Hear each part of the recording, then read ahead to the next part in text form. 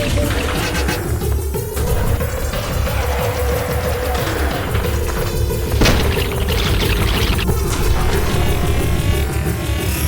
there, Icarus here. Just woke up from my depression nap to discover that, hey, there's a Cruelty Squad mod for Doom.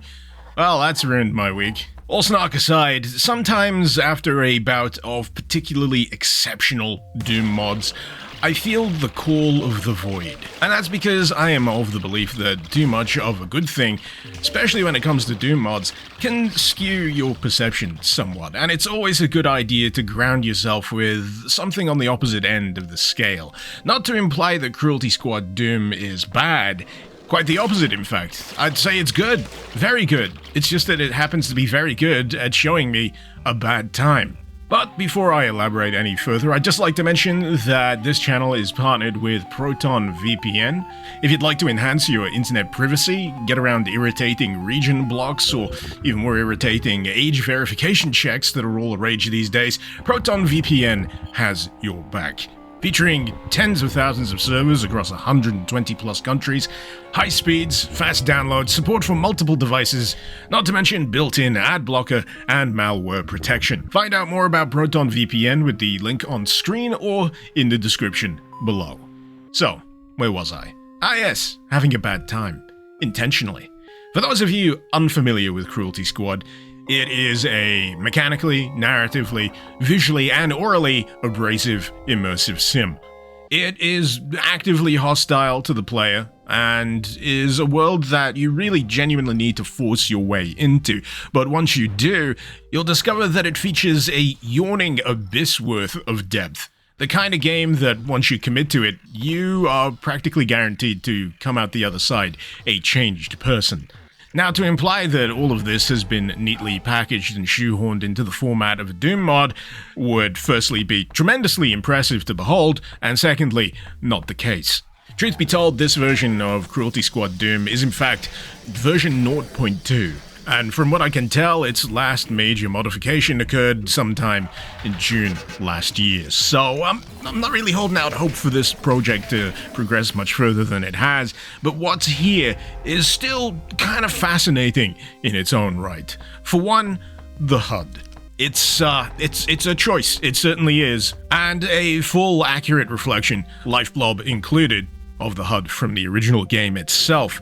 Another critical aspect of the original Cruelty Squad that makes it in here is the reload mechanic, which forces you to hold mouse 2, drag it downwards in order to drop the weapon into a reload position, and then release to bring it back up into firing position. You'll note that movement is certainly augmented from base Doom. You've got a little bit of movement sway. There's also accurate reproduction of the noises you make during movement. And you'll note that the enemies here don't move in the typical fashion. Instead, making halting movements, pausing, and then rotating before aiming in your general direction. It's hard to tell without doing further digging into the core of this mod, but it does feel like the damage output from these base enemies is also much increased.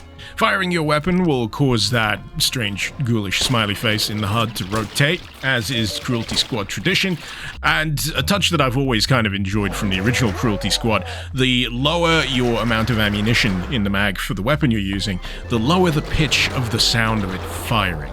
Speaking of the weapons, there's actually a fair significant outlay here in terms of variety, but the kicker is some of it you'll only run into if you've got the right kind of status. Now, truth be told, it's difficult to explain how Cruelty Squad deals with difficulty levels without sounding like a complete unhinged crazy person. All you really need to know is there are 3 main difficulty states. By default, you start at the top. If you die, it demotes you to the next one down. Die a number of times in that, and it'll drop you down to the lowest possible tier. In general, the lower you go down these tiers, the more concessions Cruelty Squad will grant you. Now, in all honesty, figuring out which outlay of weapons is going to be available on which difficulty tier would require more time than I have, but at the very least, you're going to run into a few dependable regulars. Now, if I recall correctly, it was actually kind of difficult to claw your way back up to that top tier.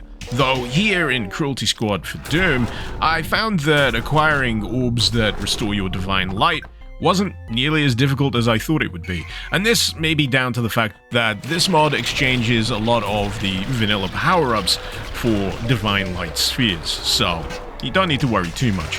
What you do need to worry about, however, is that once you re-attain that top level of Divine Light, chances are you may run into a shadow version of whatever next level you were expecting. This features, naturally, reduced visibility and much increased difficulty in terms of enemy types. Truth be told, I didn't tend to last all that long in these particular scenarios, and I was kinda glad to find myself busted back down to the humble tier of Flesh Automaton. Now, for those of you who have experience with the lowest tier, Power and Misery, I regret to inform you that one of the more distinctive aspects of that difficulty tier is sadly not present in this particular version. You know what I mean, the ability to consume the dead to boost your health. Oh well, at least we still have the memes. Yet another aspect of Cruelty Squad that makes it into this mod is the ability to augment yourself with various item pickups. This is tied to various limbs, but the layout in here gets a little confusing. Took me a while to get my head around. It looks like it's functioning like the typical Doom inventory, but you can only have one item in any given slot at a time. So this is yet another thing that you'll need to make sure you've got a drop key bound for, because you'll need to drop certain inventory items if you want to reap the benefit of something else. Especially if you want to reap the benefits of successive armor types. You don't want to be stuck at 10% damage reduction when you could have had the opportunity to swap it out for 50% damage reduction. And trust me, you'll need it. At successive levels, the enemies here will absolutely hammer through your health, even more so if you're caught off guard by them.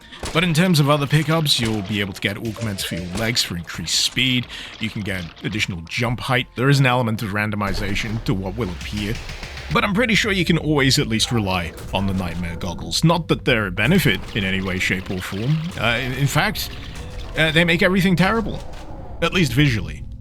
But when it comes to items that have more beneficial effects, be it armor or movement mechanics, it really hammers home the idea that Cruelty Squad in Doom is trying to help you think along the same kind of lines as you normally would in a Cruelty Squad level. Because, let's face it, if you try to tackle most of these levels the way you normally would in vanilla Doom, you are going to have a very bad time.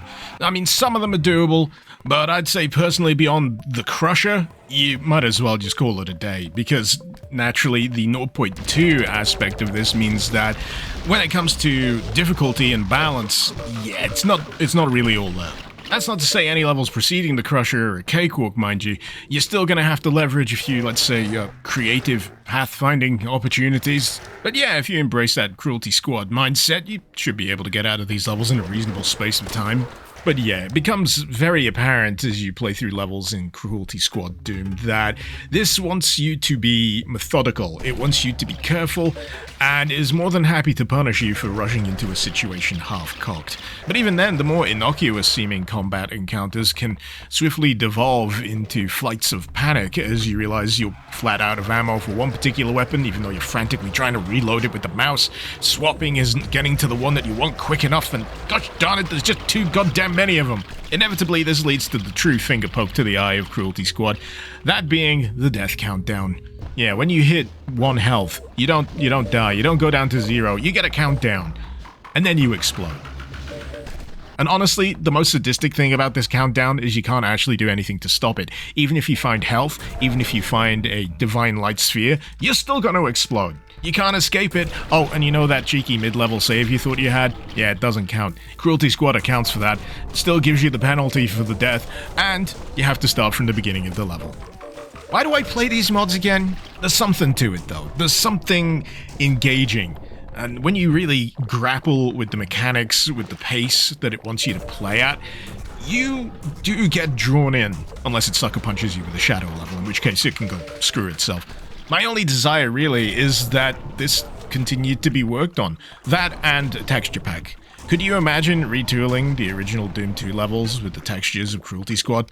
If anything, I'm sad that it's not already a thing. But yeah, for a mod that's only in version 0.2, there's a surprising degree of meat here.